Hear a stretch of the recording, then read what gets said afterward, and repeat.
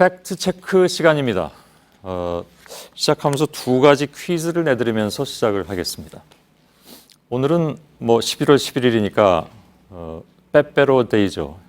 이 얘기할 때마다 특정 과자 상품을 선전하는 느낌이 들어서 좀 찜찜하긴 합니다. 아무튼 근데 또 다른 날이 있습니다. 무슨 날일까요? 그리고 두 번째 퀴즈는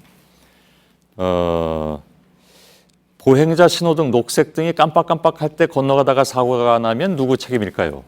하는 문제입니다. 이게 연관이 되어 있는 문제들인데요. 물론 맞히신다고 해서 제가 상품을 드릴 수는 없습니다만 김필규 기자가 지금부터 답을 좀 알려드리겠습니다. 자, 오늘은 또 무슨 날이죠? 예, 지금 11월 11일이죠. 예. 보시는 것처럼요. 빼빼로 데이이기도 하지만 역시 또 이게 걷는 다리 모양과 비슷하다고 해서 정부에서 공식적으로 지정한 오늘이 보행자의 날이기도 합니다. 예. 그래서 이제 그 관련돼서 이렇게 말씀하셨던 것처럼 녹색불이 깜빡일 때 어떻게 누구의 과실인지 그 얘기 조금 이따 하도록 하고요. 예. 너무 갑자기 또 답을 빨리 말씀하시면 좀 김이 빠지잖아요. 예. 다른 얘기부터 하죠.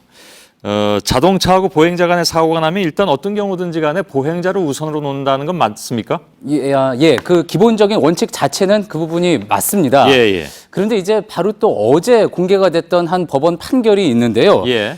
이게 조금 분위기가 다른 것 아니냐라는 의문을 또 자아내게 하는 그런 내용이 있습니다. 예. 지난 1월이었는데요. 편도 4차로의 간선 도로를 이런 도로를 무단횡단을 하던 어떤 사람이 차에 치여서 숨졌는데 이 사고를 낸 운전자에게 최근 법원이 무죄 판결을 내린 겁니다. 예. 그러니까 횡단을 하면은 안 되는 곳이었던 데다가 또 블랙박스 영상을 보니까 속도 규정 같은 것도 잘 지켰었다는 거죠. 예. 앞서도 비슷한 판결이 이제 8월에 있었어서요. 어떤 경우 어떻게 또 보행자의 책임을 판단할 수 있을지 궁금할 수 있는 부분들 사례별로 준비를 해봤습니다. 예. 일단 먼저는요. 자, 이렇게 신호등이 있는 횡단보도에서 녹색불이 켜져 있을 때 사고가 났다면 이건 당연히 보행자에게는 아무런 과실이 없는 거겠죠. 예. 자, 그런데 이제 간혹 횡단보도에 신호등이 없는 곳이 있지 않습니까? 예. 자, 이럴 때도 역시 보행자의 과실은 없습니다. 신호등이 아예 없을 때는 그렇습니다. 예. 자동차에게 모두 운전자에게 책임을 묻는 겁니다. 예. 신호등이 없어도 횡단보도에서는 보행자를 하여간 최우선으로 봐야 된다. 이건 그건 알겠는데. 예. 그렇다면 빨간불이 켜져 있다 하더라도 횡단보도를 건너는 경우는 어떻습니까? 그러니까 보행자 신호가 빨간불이에요. 예. 그죠? 그때는 어떻게 됩니까? 사고가 나면? 그렇다고 해서 횡단보도를 건너고 있다고 해서 다 보호가 되는 거는 아닙니다. 예. 책임이 면해지는 건 아니고요. 자, 지금 보시는 거 이렇게 빨간불일 때 횡단보도를 건너가다가 차량이 들이닥쳐서 혹시 사고가 났다고 하면은 기본적으로는 구체적인 상황을 더 봐야지 되겠지만 5대5나 6대4 정도로 보행자의 과실을 상당히 많이 봅니다. 예. 자, 왜 그렇게 하는 건지 이유는 이렇습니다.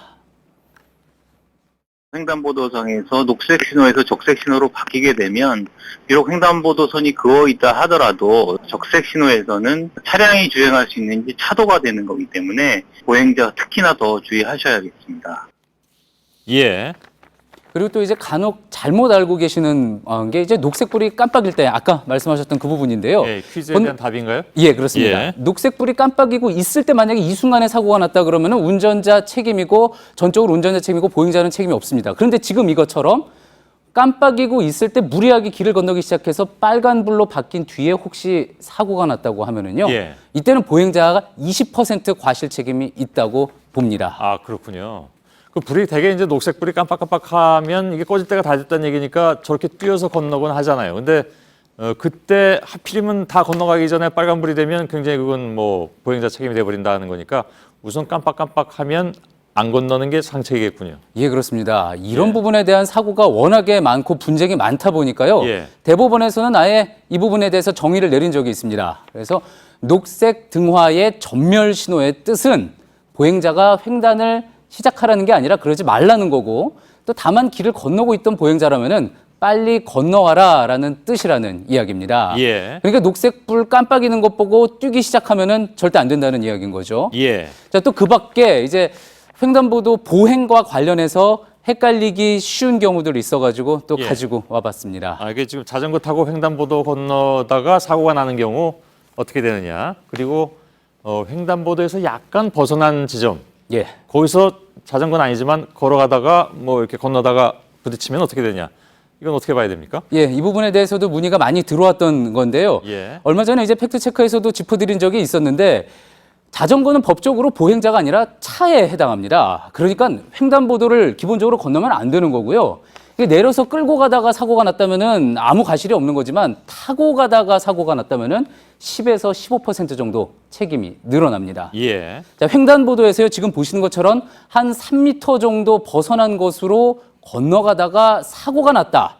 이게 실제 이런 적이 있었는데 보험사에서는 여기는 횡단보도가 아니니까 이거는 결국 이 사람이 무단횡단한 거다. 보험금을 지급할 수 없다. 이렇게 주장을 한 적이 있었는데 법원에서는요, 자, 이 정도 가지고 무단횡단으로 볼 수 없다. 무단횡단이라고 할 수 없다. 그러니까 운전자 과실이 더 크다라는 판단을 내린 바가 있습니다.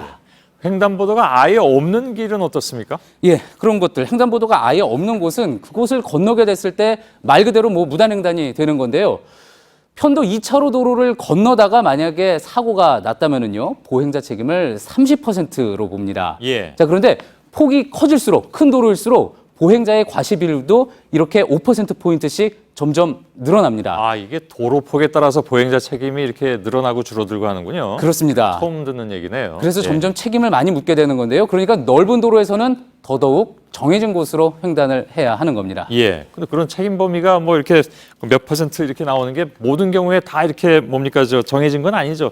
이 경우엔 정해져 있다는 건 알겠는데. 예, 이런 부분도요. 다 그동안 나왔던 법원에서 나왔던 판결을 바탕으로 해서 이 정도 된다라고 추산을 하는 겁니다. 예. 또 그리고요, 뭐 보행자가 노약자냐, 그리고 장소가 학교 주변이냐, 뭐 이런 변수에 따라서 또 이 퍼센트가 조금씩 달라집니다. 예. 자, 근데 중요한 거는요, 한국의 교통사고 사망자 중 10명 중 4명이 보행자고요. 또 이 수치는 지금 보시는 것처럼 자주 보셨겠지만 OECD에서 가장 높은 수준입니다. 예. 보행자들이 가장 흔히 하는 착각 중에 하나가 이 차가 알아서 나를 피해주겠지, 멈추겠지라는 거라고 합니다. 물론 기본적으로는 보행자에 대한 운전자의 인식 변화가 중요하겠지만 우선 보행자들이 아주 조금씩만 조심하면은 이런 불명예스러운 수치 떨어뜨릴 수 있다는 게 전문가들의 이야기였습니다. 예. 사실 우리는 보행자이기도 하고 운전자이기도 한데 왜 꼭 자기 위치에서만 생각하는지 모르겠습니다. 김필규 기자였습니다. 수고했습니다.